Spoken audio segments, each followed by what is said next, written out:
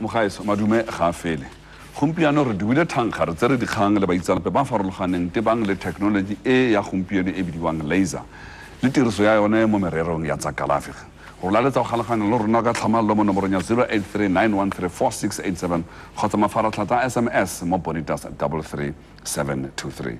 But before we continue with our discussion, let us together watch this insert that's going to tell us a little bit more about laser vein removal. Let's watch.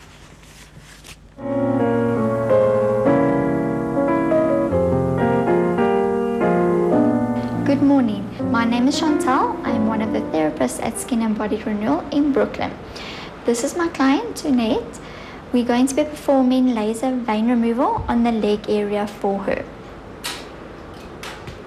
Perfect. We are working with the Nd:YAG laser. It is a medical grade laser. With the vein removal, you've got different settings.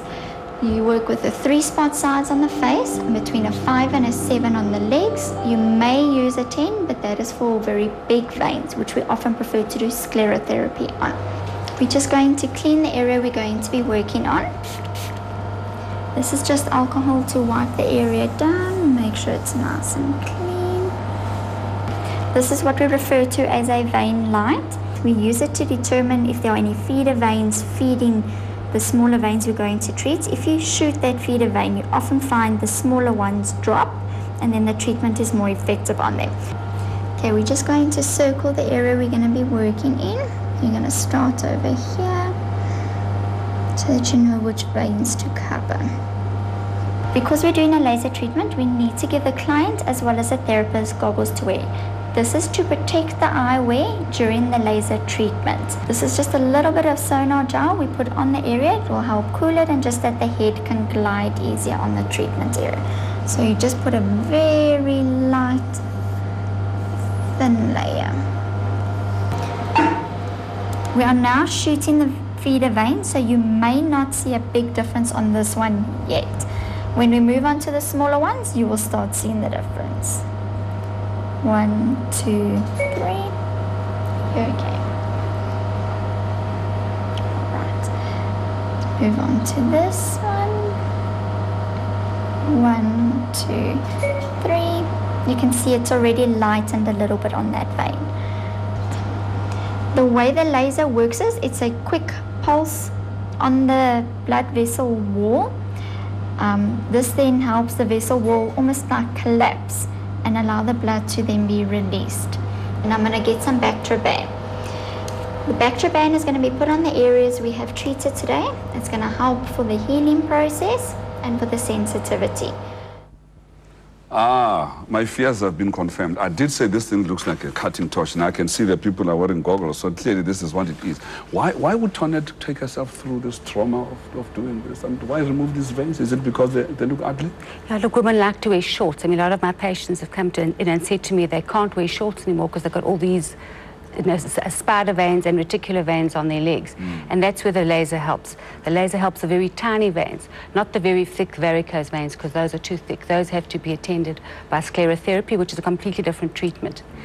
And I must just point out that you cannot do laser vein removal on a darker skin type patient, because then you will burn the patient. Because when we do that treatment, we have to go to a very high fluence. And unfortunately, even though you are cooling the skin, you can land up with burns because there's much more pigment in the darker skin. So it may not be done in darker skin. Skin type 5 and 6, Asian black skin, you've got to be very careful. We rather send the patients for sclerotherapy. How much would this cost? It takes about 15-20 minutes to do a whole area, and it costs 1,000 Rand. And then if you return 6 weeks later, it's 550 just for a touch-up. I see. And thereafter, you don't have to do anything? Not usually, no. The veins will never it's permanent, because what that heat of that laser shrinks the whole vein down, and then it actually collapses that vein. And then the blood has to find another pathway. It doesn't, those are all superficial veins. I see. Dr. Logoti, I used to wear glasses. And was advised by one of your colleagues that, listen, why don't you consider laser therapy? I said, what? He said, no, laser therapy. And what did he say? No, we do laser therapy on your eyes. We can correct your visual deficiencies, and you'll never have to wear glasses again. Now, this was 2003. And here I am. I'm still not wearing glasses. Can you explain exactly what you guys did to me? Here are the eyes. Yeah, I'm right. In terms of ophthalmology, I think the laser we're using a lot on it. What you have done on you, probably they have done what you call LASIK, which is to correct. They did LASIK on the one eye and PRK on the other. Okay. You'll tell us the difference. Yes, I'll tell you that. What happened is that they correct what you call refractive error. Refractive error is like somebody can able to see nearer, which is called myopic. And those are see, or we can correct somebody who's far-sightedness, which we call it hypermetropia. And so the other one is astigmatism. So short-sightedness is this one. Yeah. Yes. Long-sightedness, this one, I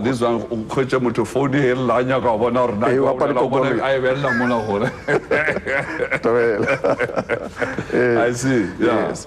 And that's what, probably with you, probably you were short-sighted. Yeah. Now, if you say they've done PRK, they usually, before we do an that laser on you, we measure your cornea, the size of your cornea.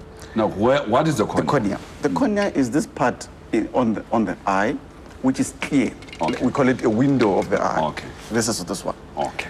That's what we correct.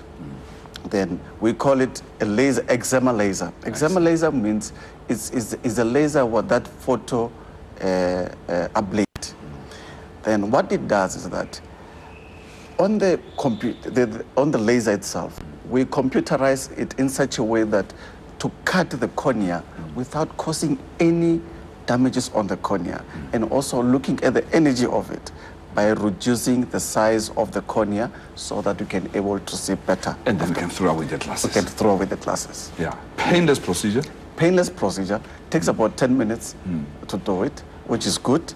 And most of the people are doing it now. It's a common thing.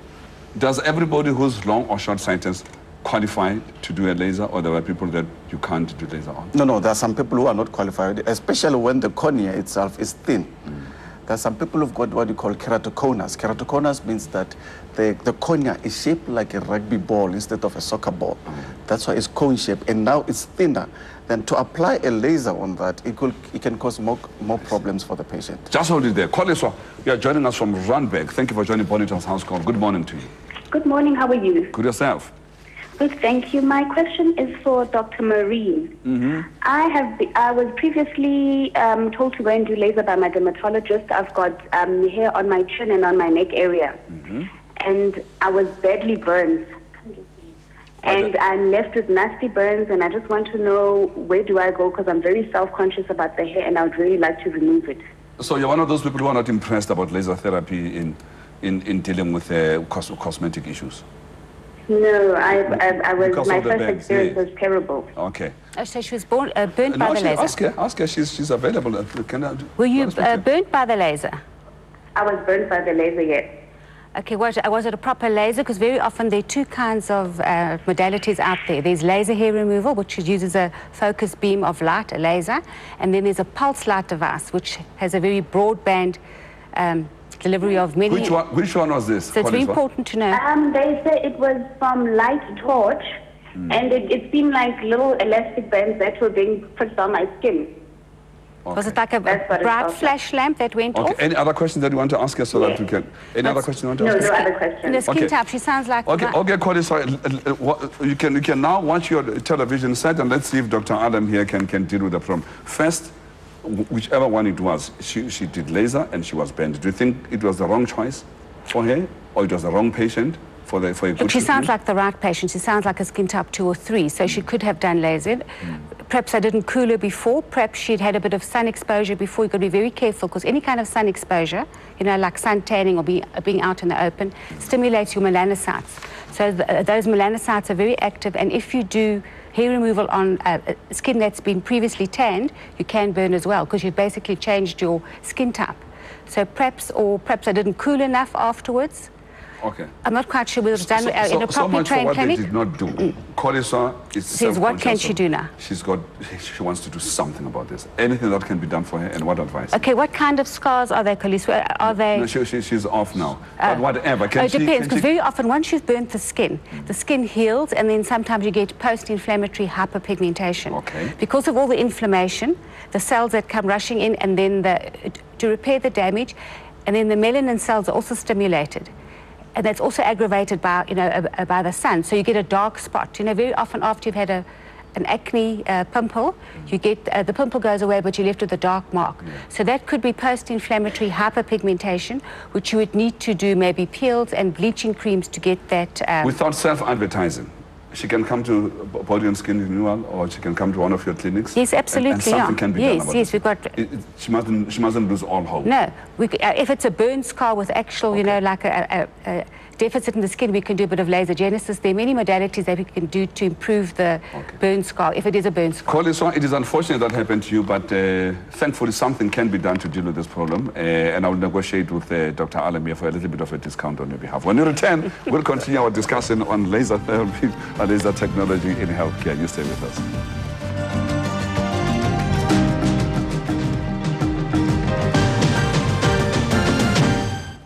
Welcome back. You're watching Bonitas House Call here on SABC2. Now, let's look at this incident that's going to tell us about something called laser genesis.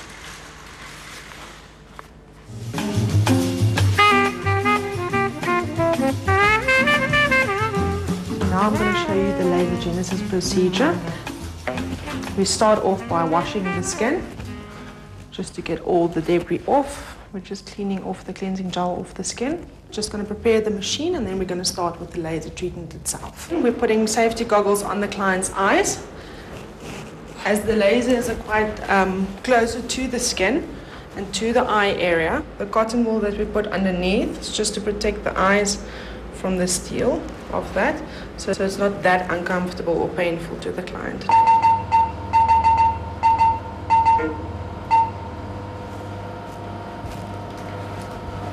The only feeling that you're going to feel is a heat sensation. It's not an intense heat, it's a quite relaxing, warm heat. Mm-hmm. Okay? Okay.